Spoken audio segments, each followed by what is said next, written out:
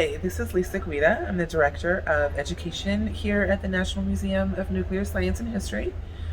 Welcome to Nuclear Science Week Virtual. We hope you enjoy this series, and we look forward to seeing you in the museum.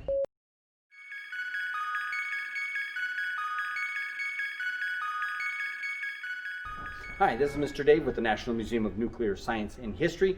Welcome to Nuclear Science Week. Today, we're going to kind of talk about the question, what is nuclear medicine? Nuclear medicine can be used to diagnose or to treat a lot of different illnesses. And when they use it to diagnose an illness, which we're going to have a fun little demonstration that you can do with some things you may have at home or at the hardware store. We're going to check that out after we talk about it for just a minute. When they're using nuclear medicine to diagnose an illness, they'll use an isotope with a short half-life.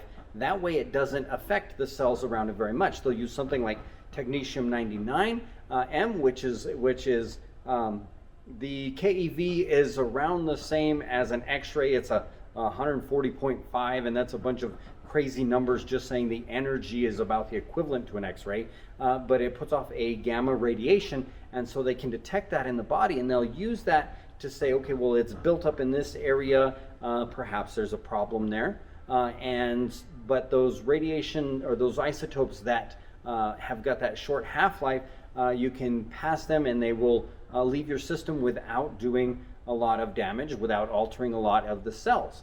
When they're using nuclear medicine to treat an illness, such as a cancer or a tumor, they will want that isotope to affect the cells because making that change, damaging those cells, those fast-growing cells in most cases, tumors and cancers, they can target those cells and attack mostly those cells. Now, sometimes the cells around them are also affected.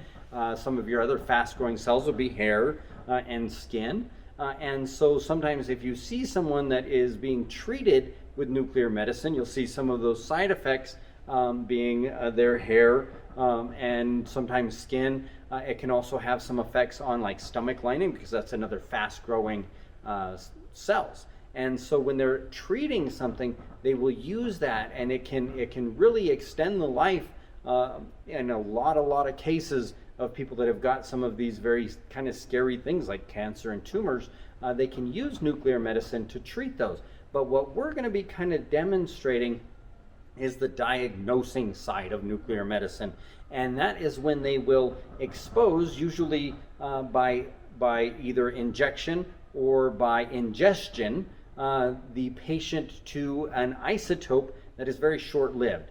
Like say that technetium-99 M has got a very short half-life, like 6 hours, so it's not in the system very long. Another one they'll use is sodium-24, and that's going to follow that sodium pathways, that sodium uptake, and it'll go through the system, and they can see where maybe you've got some problems because that isotope is going to give off that beta radiation, and they'll say, okay, well, it's going through and everything's flowing fine here, but maybe we've got a problem over here. Now, here's a fun way that you can visualize the way that they'll use some of these big machines and some of these large tools in nuclear medicine. These are some things that you can get at home. You can get them at the hardware store. Very easy to get and very easy to build, but a very neat visual demonstration. Let me show you. Hello. When we're talking about nuclear medicine and we're talking about that diagnosis, this is a fun little hands-on way that you can kind of work with this and visualize it at home or in the classroom, and it can kind of just give you an idea or a mental picture on how some of that nuclear diagnosis works. Now, of course, this is not exactly the same. We used a couple different little materials here that we can find around the house. Some of these at the hardware store. You see I have this kind of mess of tubing here. It's in a disarray on purpose. So we have some tubing. I put some valves on there just so I can shut it down and turn it on. That's not necessary. I just didn't want to end up getting a big old mess all over the place, so I can turn them off if I need to. We also have a couple of syringes down at the end of these that are filled with the liquid from these cups, and we're going to talk about that. in just a second here. So this tubing, I've got, thicker tubing, thinner tubing, and it all goes into kind of this crazy mess here. And I use that to kind of symbolize or to show you kind of when you're picturing maybe, veins and arteries and different highways and byways in your body. It's not always a straight path from here to there. Sometimes it veers and it goes through this organ and through that organ. And so that's why nuclear medicine can be so effective and so important, is that they can introduce a radioactive isotope into the body, and then they can use different devices and machines to detect it and to see how far it's traveled, or if it's grouped up into a certain organ. And it really, there's of course a lot of intricacies involved, but this is kind of a simple way to visualize when you introduce something into the body. You've got all of those things that are going on, and then you will use a device or a tool to see where the introduced isotope is going and is ending up. So I mentioned the liquid in these cups. Now, there is something special about this one. Now, you may notice a couple bubbles going on versus this one. This one is ordinary tap water. This one here is tonic water. Now, there's something special about tonic water. They use quinine in tonic water, and tonic water and quinine has got a very cool property to it. And that property is that it fluoresces under a black light. Yeah, look at that. You can really see that stuff light up. Now this tap water, not so much. Now this tubing, you can see, has got a little bit of a fluorescent property to it. And by fluoresce, I mean it reacts to the UV light, okay? So we can see that quinine in this tonic water really gives us a good glow, even in these bright lights. Whereas that other water is just kind of, we see some reflecting of this UV light. But what we're going to do is into one of these tubes, we're going to introduce the quinine, the tonic water, and in the other tube, we're going to introduce the regular tap water. And when we do, then we're going to hit it with the black light, and that's going to emulate the way some of these devices can follow a pathway or can work through to see where a problem might be in the body using radioactive isotopes. So we're going to start with our non-radioactive substance. The other one is really just reactive. It's just, it is a fluorescent. But this is just the tap water. So we're going to introduce the tap water into one of these tubes here.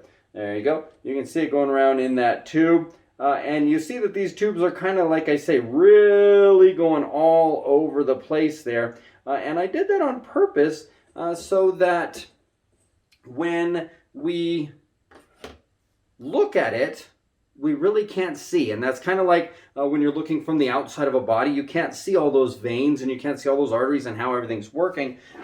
So with this one here, we're going to introduce the tonic water, okay, into this other tube here. And there you go.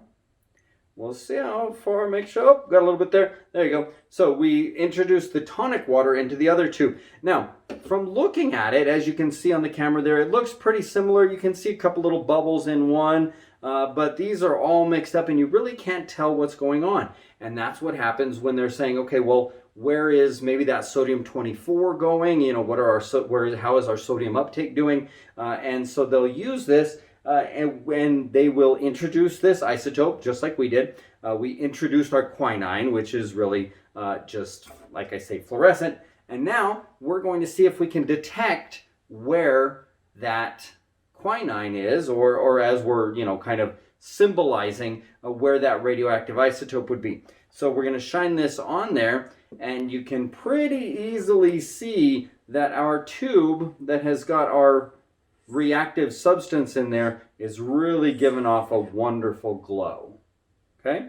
Now, as I said, you can see there's a little bit of, luminescence fluorescence in our other tube, but you can see that nice bright blue comes all the way to here. Ooh, and it even spills on my table a little bit. That quinine really shows up, and we can say, oh, okay, well, this is the pathway that our isotope has followed. So this is a fun little demonstration to show how nuclear can diagnose illnesses and abnormalities in our bodies. This again is a very simple one. I've just got some rubber tubing. It doesn't matter what size, anything like that. You don't have to put it in with a syringe. You can dip it in, and the tonic water, even though it glows and does not taste wonderful, is something you can drink. So if you've got a big long tube, you can siphon it through. Because it won't, make you sick, anything like that. This is tap water. That one's okay. Now, I did that because I always like to say anytime I'm teaching a class, just because something is clear does not mean it's water, does not mean you can drink it. So I knew what these were, so I was able to drink it. But we did that to demonstrate that if you have some tubing at home, you can just siphon it through to fill up those tubes. You don't have to have all these fancy little fittings and syringes. And this is a fun way that you can demonstrate how nuclear medicine can help to diagnose different illnesses. Thank you guys for tuning in to Nuclear Science Week Virtual. I am Mr. Dave from the National Museum of Nuclear Science and History. And as I end everything, and after playing with all of this sticky tonic water, you always have to remember to wash your hands.